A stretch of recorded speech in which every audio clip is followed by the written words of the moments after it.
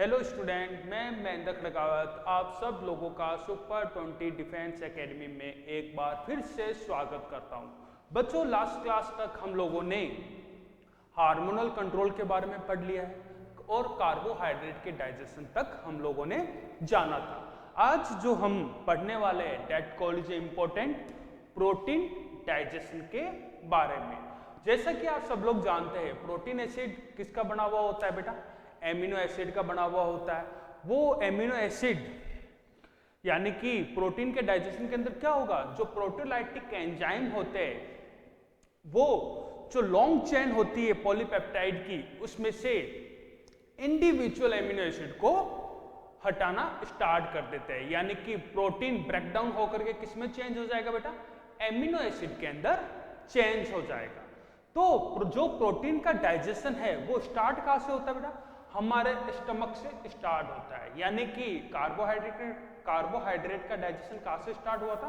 हमारी buccal cavity से। तो प्रोटीन का डाइजेशन कहां से स्टार्ट हो रहा है बेटा? हमारे स्टमक से। यानी कि protein digestion start in stomach. हमारे स्टमक से प्रोटीन का डाइजेशन क्या होता है बेटा? स्टार्ट होता है। हमारे स्टमक के अंदर प्रेजेंट होती है बेटा गैस्ट्रिक ग्लैंड, जो कि कंटिन्यू क्या सिक्रेट करती है बेटा? गैस्ट्रिक जूस सिक्रेट करती है। तो चलिए आइए जानते हैं प्रोटीन डाइजेशन के अंदर पहला स्टेप कौन सा है बेटा? गैस्ट्रिक फेज का क्या रोल है प्रोटीन के डाइजेशन में? यानी कि role of gastric phase in protein digestion. Protein digestion के अंदर गैस्ट्रिक फेज का क्या रोल है बेटा? जो गैस्ट्रिक ग्लैंड होती है वो टू टाइप के प्रो एंजाइम सिक्रेट करती है। पहला प्रो एंजाइम कौन सा होता है बेटा? Pepsinogen enzyme. पहला प्रो एंजाइम कौन सा होता है बेटा? Pepsinogen enzyme. ये पेप्सिनोजन जो एंजाइम होता है वो HCl की प्रेजेंस में एक्टिव फॉर्म के अंदर चेंज हो जाता है। यानी कि HCl की प्रेजेंस में pH कितनी हो जाएगी बेटा? हाईली एसिडिक, यानी कि 1 to 1.2 तक pH हो जाएगी। इस pH पर ये पेप्सिनोजन जो एंजाइम है ये किसके अंदर चेंज हो जाएगा बेटा?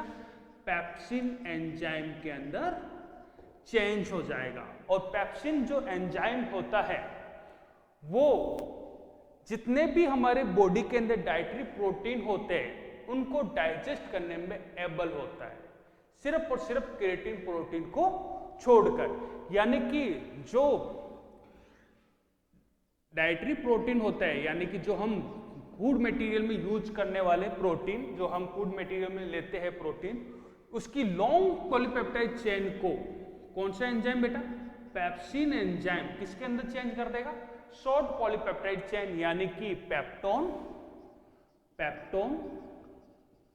एंड प्रोटियोजेज के अंदर चेंज कर देगा। क्लियर? यानी कि पेप्सिन एंजाइम सभी डाइटरी प्रोटीन को डाइजेस्ट कर सकता है। यानी कि पेप्सिन एंजाइम क्या करता है बेटा?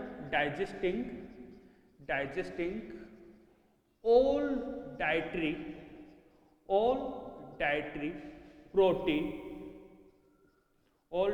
protein include कोलेजन को भी ये क्या कर सकता है बेटा?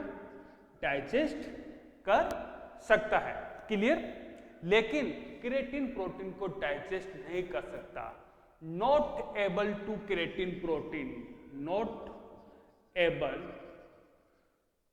Digest keratin protein. सिर्फ केराटिन प्रोटीन को ये डाइजेस्ट नहीं कर सकता। और केराटिन प्रोटीन किसके अंदर प्रेजेंट होता है बेटा? हमारे नेल, हेयर, इन सब के अंदर क्या होता है? नेल, हेयर के अंदर क्या प्रेजेंट होता है बेटा? केराटिन प्रोटीन प्रेजेंट होता है। तो याद रखना, हमारे पास ऐसा कोई एंजाइम नहीं है जो कि केराटिन प्रोटीन को डाइजेस्ट करने वाला। क्लियर? तो केराटिन प्रोटीन हमारे बॉडी के अंदर डाइजेस्ट नहीं होता है। क्लियर? नेक्स्ट जो एंजाइम है बेटा that called rennin enzyme. Pepsin enzyme milk protein को भी डाइजेस्ट करने में एबल नहीं होता, यानी मिल्क प्रोटीन कौन सा होता है बेटा? केसिन। क्लियर? उसके बारे में हम बाद में बताऊंगा। जो रेनिन एंजाइम है यानी कि प्रोरेनिन एंजाइम वो भी HCl की प्रेजेंस में, यानी HCl की प्रेजेंस में पीएच कितनी होती है बेटा? 1 to 1.2 पीएच होती है। उसकी प्रेजेंस में ये प्रोरेनिन एंजाइम यानी कि जो इनएक्टिव फॉर्म में वो कौन सी फॉर्म में चेंज हो जाएगा बेटा? एक्टिव फॉर्म के अंदर चेंज हो जाएगा। यानी कि ये किसके अंदर चेंज हो जाएगा बेटा? रेनिन के अंदर चेंज हो जाएगा। और ये जो रेनिन एंजाइम है ये कैसिन प्रोटीन के डाइजेशन में बहुत ही मदद करता है। यानी कि ये रेनिन एंजाइम जो कैसिन प्रोटीन होता है, कैसिन प्रोटीन, और कैसिन प्रोटीन किसके अंदर मिलता है बेटा? It is a milk protein, milk के अंदर प्रेजेंट होने वाला ये प्रोटीन है। क्लियर? तो ये कैसिन प्रोटीन किसकी प्रेजेंस में?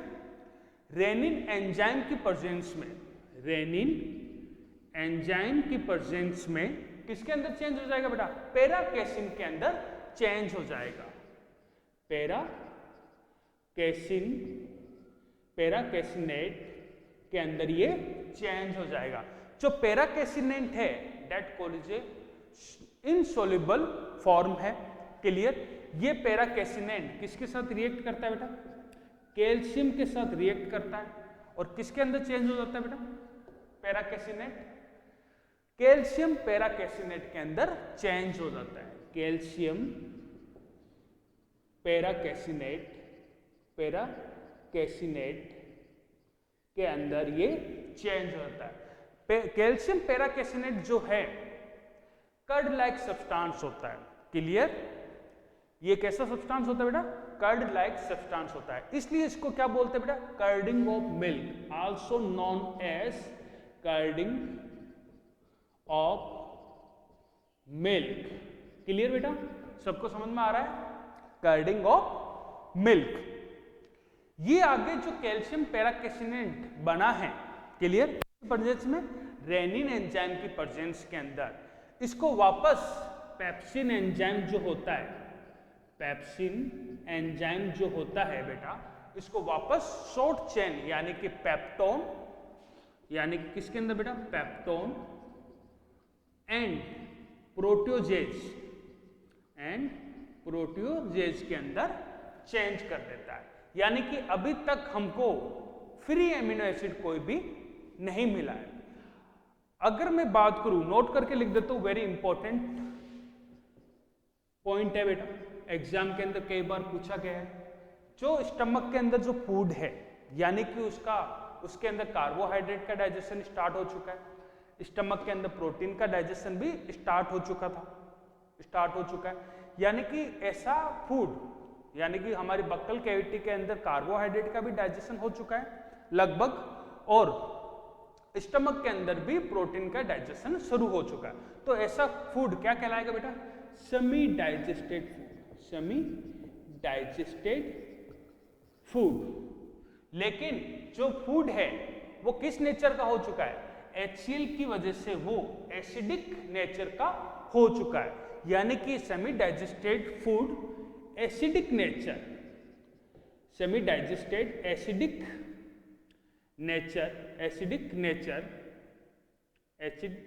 नेचर फूड को क्या बोलते हैं बेटा? कायम।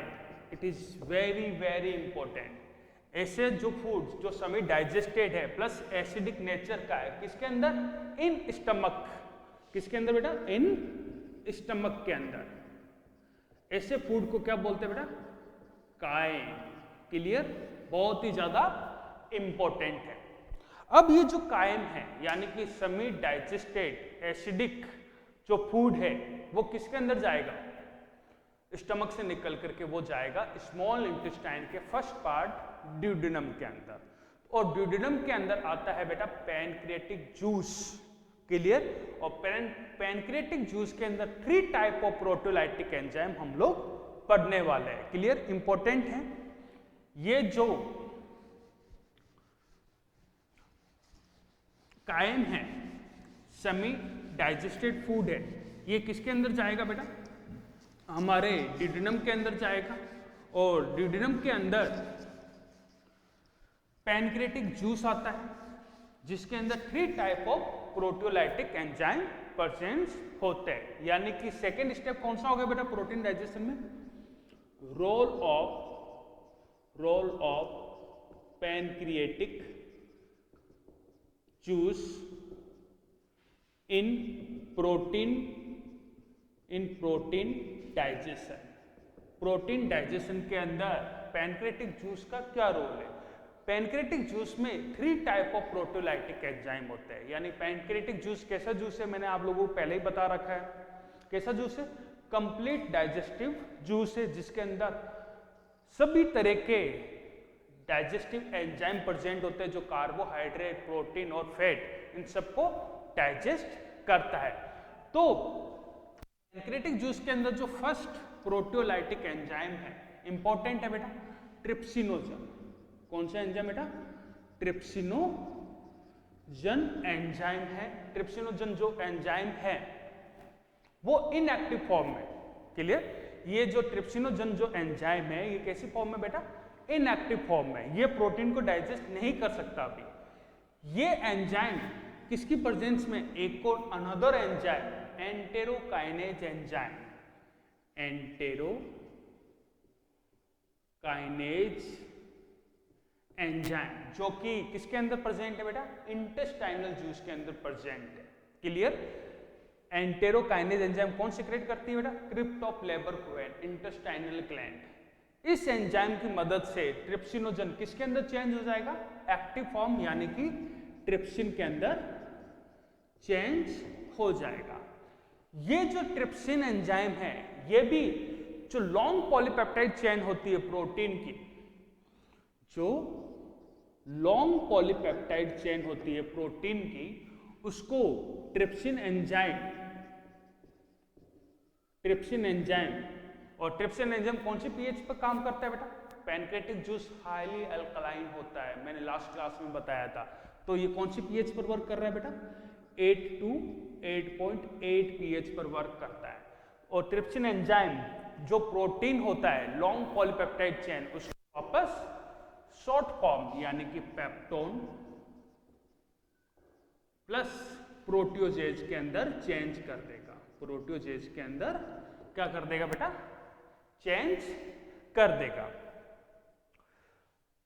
अभी तक हमको फ्री एमिनो एसिड नहीं मिले, क्लियर? लेकिन ये जो ट्रिप्सिन एंजाइम है ये पैनक्रेटिक जूस के अंदर प्रेजेंस अदर जो प्रो एंजाइम होता है उनको भी क्या करता है बेटा? एक्टिव करता है, क्लियर? याद रखना, एंटेरोकाइनेज एंजाइम इसको एक्टिव कर रहा है ट्रिप्सिनोजन को, और ट्रिप्सिन में वो चेंज हो रहा है। अब ये जो ट्रिप्सिन है ये अदर प्रो एंजाइम को भी क्या करता है बेटा? एक्टिव करता है। यानी कि ट्रिप्सिन, नोट करके लिख देता हूं मैं यहाँ पे, ट्रिप्सिन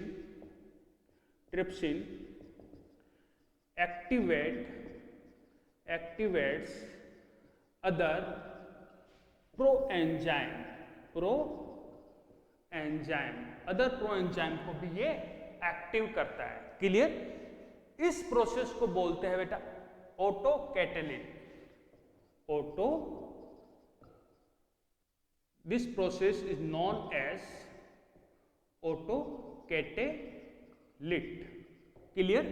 यानी कि ट्रिप्सिन एंजाइम ने अब अदर जो प्रो एंजाइम होता है, यानी ट्रिप्सिन एंजाइम बाकी के ट्रिप्सिनोजन्स को भी एक्टिव करेगा, प्लस जो इसके अंदर प्रेजेंट है अदर प्रो एंजाइम यानी कि काइमोट्रिप्सिनोजन,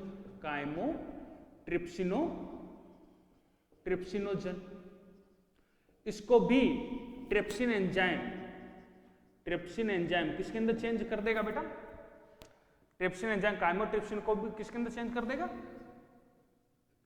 काइमोट्रिप्सिन के अंदर चेंज कर देगा। और काइमोट्रिप्सिन भी जो लॉन्ग पॉलीपेप्टाइड चेन है, एमिनो एसिड से बनी हुई पॉलीपेप्टाइड चेन यानी कि प्रोटीन को किसके अंदर चेंज कर रहा है बेटा? शॉर्ट पॉलीपेप्टाइड चेन यानी कि काइमोट्रिप्सिक जो लॉन्ग पॉलीपेप्टाइड चेन है, क्लियर, फूड के अंदर, उसको short polypeptide chain proteoses and peptone के अंदर क्या कर रहा है बेटा, चेंज कर रहा है। लेकिन अभी तक फ्री प्रोटियोलाइटिक एंजाइम नहीं मिला हमको, सॉरी फ्री एमिनो एसिड हमको नहीं मिले, क्लियर।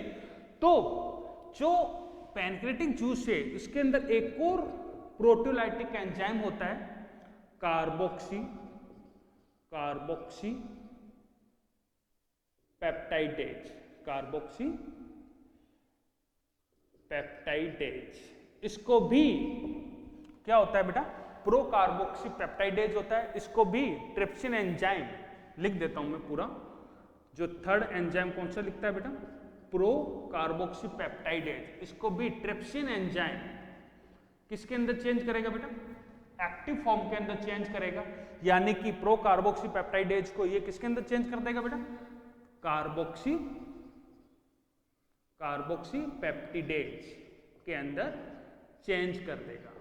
और ये जो कार्बोक्सी पेप्टिडेज है ये एक्सोपेप्टिडेज है। एक्सोपेप्टिडेज मतलब ये सी टर्मिनल से एमिनो एसिड को मूव करना स्टार्ट कर देगा, यानी रिमूव करना स्टार्ट कर देगा। याद रखना, सी टर्मिनल से एमिनो एसिड से बनी हुई जो चेन होती है पॉलीपेप्टाइड चेन, उसका एक एन टर्मिनल होता है और दूसरा कार्बोक्सिलिक ग्रुप वाला कौन सा होता है बेटा, सी टर्मिनल। तो सी टर्मिनल से इंडिविजुअल एमिनो एसिड को सेपरेट करेगा। तो ये कैसे एंजाइम है बेटा, एक्सोपेप्टिडेज एंजाइम है, एक्सोपेप्टिडेज। ये ट्रिप्सिन, काइमोट्रिप्सिन, क्लियर, पेप्सिन, ये सारे के सारे एंडोपेप्टिडेज थे, यानी कि ये लॉन्ग चेन को शॉर्ट चेन के अंदर चेंज कर रहे थे, लेकिन सेपरेट एमिनो एसिड नहीं हो रहा था, क्लियर। लेकिन ये कार्बोक्सी पेप्टिडेज क्या करता है बेटा, break down individual amino acid from C terminal of polypeptide chain. तो पॉलीपेप्टाइड चेन में से सी टर्मिनल से ये एमिनो एसिड को फ्री करना स्टार्ट कर देता है, यानी कि प्रोटीन अब किसके अंदर ब्रेक डाउन हो रहा है बेटा, इस एंजाइम की मदद से फ्री एमिनो एसिड के अंदर चेंज हो रहा है। अब बात करते हैं कि अभी भी कंप्लीट रूप से प्रोटीन एमिनो एसिड के अंदर चेंज नहीं हुआ है। अब बात आती है बेटा इंटेस्टाइनल जूस की।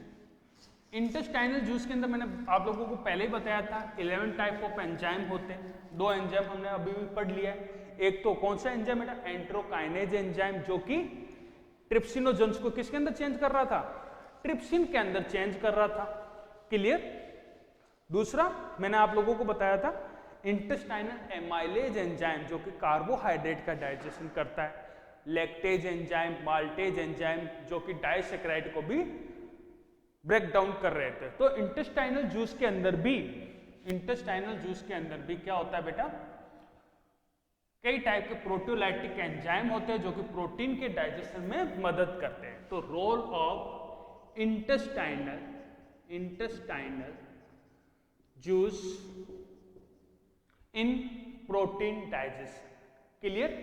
फर्स्ट जो एंजाइम होता है एमिनोपेप्टिडेज एंजाइम, एमिनोपेप्टिडेज एंजाइम। ये एंजाइम भी जो शॉर्ट चेन होती है प्रोटीन की, उसके एन टर्मिनल से एमिनो एसिड को फ्री करेगा, क्लियर। यानी कि एमिनोपेप्टिडेज एंजाइम क्या काम करेगा बेटा, जो प्रोटीन की यानी कि separate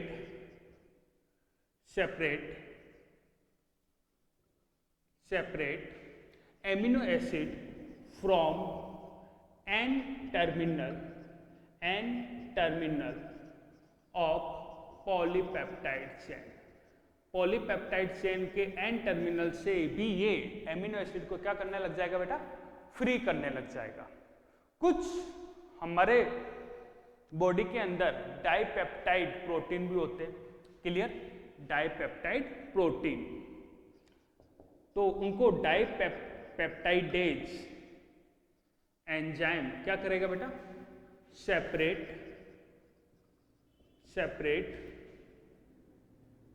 dipeptide protein, break down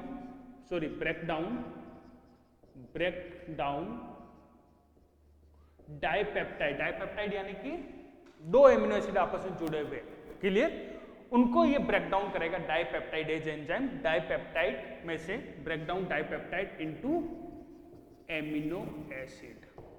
तो इंटेस्टाइनल जूस तक जब स्मॉल इंटेस्टाइन के ड्यूडेनम पार्ट के अंदर प्रोटीन का कंप्लीटली डाइजेशन हो जाता है, क्लियर।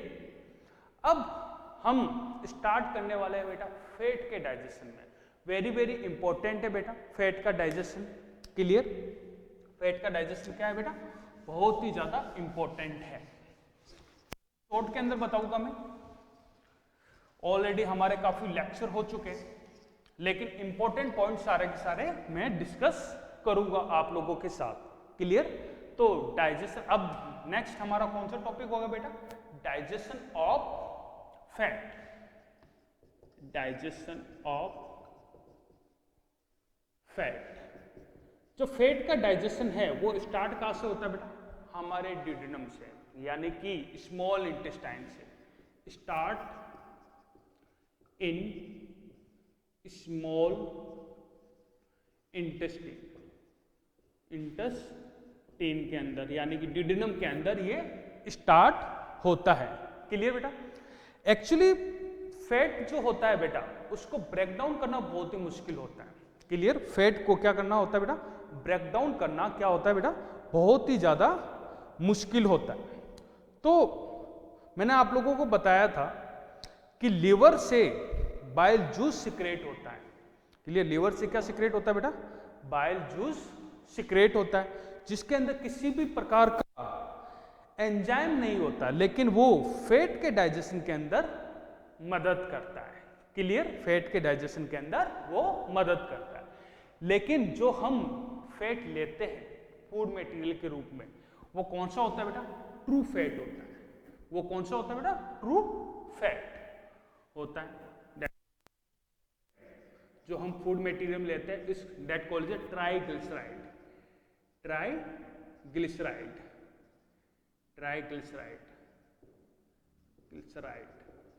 क्लियर। ट्रू फैट होता है ट्राइग्लिसराइड, यानी कि वो ट्राइग्लिसराइड किसका बना होता है, एक ग्लिसरॉल प्लस दो फैटी एसिड चेन का बना हुआ होता है, क्लियर।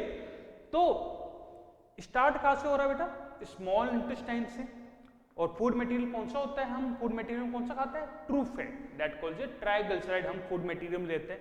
तो पहला हम लोग स्टेप है फैट के डाइजेशन में, role of bile juice in fat digestion, जो बाइल जूस होता है उसके अंदर 2 टाइप के बाइल सॉल्ट परसेंट होते हैं। मैंने आप लोगों को लास्ट क्लास के अंदर बताया था, आप रेफर कर सकते हो मेरे बाइल के फंक्शन के अंदर जाकर के। बाइल जूस के अंदर 2 टाइप के बाइल सॉल्ट मैंने बताए थे, कौन से होते हैं बेटा, सोडियम ग्लाइकोकोलेट एंड सोडियम ट्यूरकोलेट। ये जो बाइल सॉल्ट होते हैं,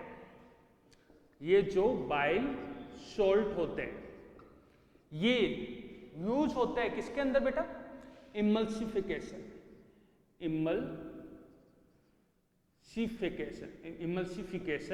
के अंदर ये यूज होते हैं, क्लियर। इमल्सिफिकेशन का मतलब ये होता है कि जो लार्ज ग्लोब्यूल्स है फैट के, लार्ज ग्लोब्यूल्स ऑफ फैट इसको कन्वर्ट करेंगे, किसके अंदर कन्वर्ट करेंगे बेटा, into small droplet of fat के अंदर इसको चेंज कर देंगे, यानी कि लार्ज ग्लोब्यूल फैट ये है बेटा, क्लियर। तो बाइल सॉल्ट क्या करेंगे, इनको छोटी छोटी ड्रॉपलेट के अंदर चेंज कर देगा, इनको छोटी छोटी ड्रॉपलेट के अंदर क्या कर देगा बेटा, चेंज कर देगा। इस चीज को क्या बोलते हैं बेटा, इमल्सिफिकेशन। क्लियर? क्यों हुआ? ताकि सरफेस एरिया इसका फेट का क्या हो जाए, बढ़ जाए। क्यों हुआ है? Because increase surface area of fat, fat का सरफेस एरिया बढ़ाने के लिए। प्लस जो बाइल जूस होता है ये लाइपेज एंजाइम को एक्टिव करता है। Also active lipase enzyme, also activate lipase enzyme. Clear? फिर अब बात करते हैं ये पैनक्रेटिक जूस की। पैनक्रेटिक जूस के अंदर कौन सा एंजाइम होता है बेटा, लाइपेज एंजाइम होता है, जिसको स्टेप्सिन भी बोलते हैं। क्लियर? तो फैट के डाइजेशन का नेक्स्ट स्टेप है role of pancreatic juice, pancreatic juice in fat digestion, in fat digestion. तो पैनक्रेटिक जूस का क्या रोल है फैट के डाइजेशन में? पैनक्रेटिक जूस में एंजाइम होता है बेटा पैनक्रेटिक लाइपेज एंजाइम। क्लियर? यानी कि जो स्मॉल ड्रॉपलेट है फैट के, इमल्सिफाइड फैट। कैसा फैट है बेटा? इमल्सिफाइड जो फैट है उसको pancreatic lipase, pancreatic lipase, pancreatic lipase जिसको क्या बोलते हैं, अदर नेम स्टेप्सिन। याद रखना बेटा, स्टेप्सिन भी इसको बोला जाता है। पैनक्रेटिक लाइपेज को स्टेप्सिन भी बोला जाता है। तो इमल्सिफाइड फैट है जिसने बाइल जूस ने इमल्सिफिकेशन किया है, वो इमल्सिफाइड फैट किसके अंदर चेंज हो जाएगा बेटा? ये मल्टीपल स्टेप प्रोसेस है, यानी कि डाइग्लिसराइड, डाइग्लिसराइड प्लस एक फैटी एसिड चेन को रिमूव कर दिया गया, एक फैटी एसिड चेन को रिमूव कर दिया। फिर वापस यही लाइपेज एंजाइम यूज आएगा। ये अब monoglyceride, monoglyceride plus 2 fatty acid chain के अंदर चेंज कर दिया। अब ये मोनोग्लिसराइड को glycerol plus 2 fatty acid chain के अंदर चेंज कर देगा, यानी कि मोनोग्लिसराइड को किसके अंदर चेंज कर देगा? Glycerol plus 2 fatty acid chain. Clear? Next होता है बेटा इंटेस्टाइनल लाइपेज एंजाइम। यहां पे लिख देता हूं मैं नोट करके, इंटेस्टाइनल लाइपेज एंजाइम। ये कहां पे प्रेजेंट है बेटा? इंटेस्टाइनल के अंदर प्रेजेंट है। ये जितने भी मोनोग्लिसराइड, ट्राइग्लिसराइड, डाइग्लिसराइड जो होते हैं उनको फैटी एसिड प्लस ग्लिसरॉल के अंदर चेंज कर देता है। यानी कि इंटेस्टाइनल लाइपेज जो होता है ये मोनोग्लिसरॉल, मोनोग्लिसराइड, डाइग्लिसराइड, डाइग्लिसराइड और ट्राइग्लिसराइड भी, ट्राइग्लिसराइड भी, इन सबको वो किसके अंदर चेंज कर देगा बेटा? ग्लिसरॉल के अंदर प्लस 2 फैटी एसिड चेन के अंदर इसको चेंज कर देगा। तो इस प्रकार से हमारे बॉडी के अंदर कार्बोहाइड्रेट, प्रोटीन और फैट का क्या होता है बेटा? डाइजेशन होता है। क्लियर? अब बात करते हैं जो हम फूड मटेरियल खाते हैं, चाहे हम प्लांट ले फूड के अंदर, चाहे हम एनिमल, उन सब के अंदर डीएनए और आरएनए भी तो मिलते हैं बेटा। तो अब बात करते हैं हम डाइजेशन ऑफ न्यूक्लियोटाइड।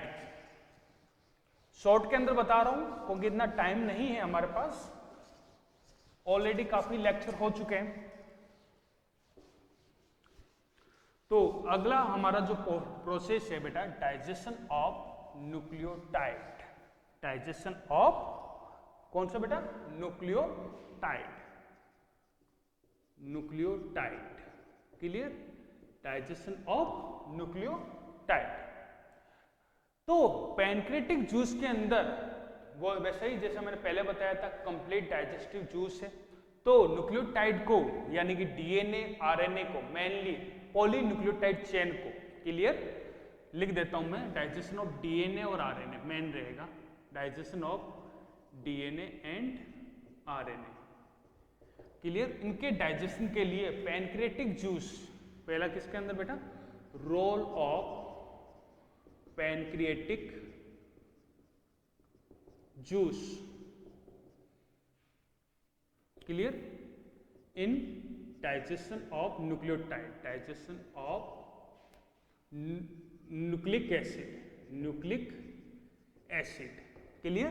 तो क्या रोल है बेटा पैनक्रिएटिक जूस का किसके डाइजेशन में, न्यूक्लिक एसिड में। टू टाइप के एंजाइम होते हैं न्यूक्लियोटाइड न्यूक्लियस एंजाइम होते हैं, एक तो होता है बेटा डीएनएज, मैंने लास्ट क्लास के अंदर ऑलरेडी बता के रखा है, और कौन सा होता है, आरएनएज। डीएनएज और आरएनएज जो है, जो लॉन्ग पॉलीपेप्टाइड लॉन्ग न्यूक्लियोटाइड की जो चेन होती है, चाहे वो डीएनए की हो चाहे वो आरएनए की हो, क्लियर, उनको किसके अंदर चेंज कर देगा बेटा, शॉर्ट चेन यानी कि न्यूक्लियोटाइड के अंदर चेंज कर देगा, सबको बीच में से न्यूक्लियोटाइड को ब्रेक डाउन करके रिमूव करना स्टार्ट कर देगा, क्लियर। अब बात करते हैं बेटा इंटेस्टाइनल जूस की। तो role of intestinal juice in digestion of nucleotide के डाइजेशन में क्या रोल है बेटा, जो न्यूक्लियोटाइड है, जो न्यूक्लियोटाइडेज एंजाइम है, जो किसके अंदर प्रेजेंट होता है बेटा, इंटेस्टाइनल जूस के अंदर प्रेजेंट होता है, यानी कि न्यूक्लियोटाइड को न्यूक्लियोटाइडेज एंजाइम जो होता है उसको किसके अंदर ब्रेक डाउन कर देगा, न्यूक्लियोसाइड प्लस इनऑर्गेनिक फॉस्फोरस के अंदर चेंज कर देगा, क्लियर। तो ये जो न्यूक्लियोसाइड है, इसको भी nucleosidase enzyme, okay, nucleosidase enzyme जो है वो किसके अंदर चेंज करेगा बेटा, नाइट्रोजन बेस प्लस शुगर के अंदर चेंज कर देगा। तो आज की क्लास के अंदर हमने प्रोटीन के डाइजेशन को, ये फैट के डाइजेशन को और न्यूक्लिक एसिड के डाइजेशन को हम लोगों ने जाना। नेक्स्ट क्लास के अंदर हम लोग पढ़ेंगे एब्जॉर्प्शन ऑफ फूड, कि हमारी फूड मटेरियल जो कि डाइजेस्ट हो चुका है स्मॉल इंटेस्टाइन में, उनको एब्जॉर्ब कैसे किया जाता है, क्लियर। तो आज के लिए इतना ही, थैंक यू एवरीवन।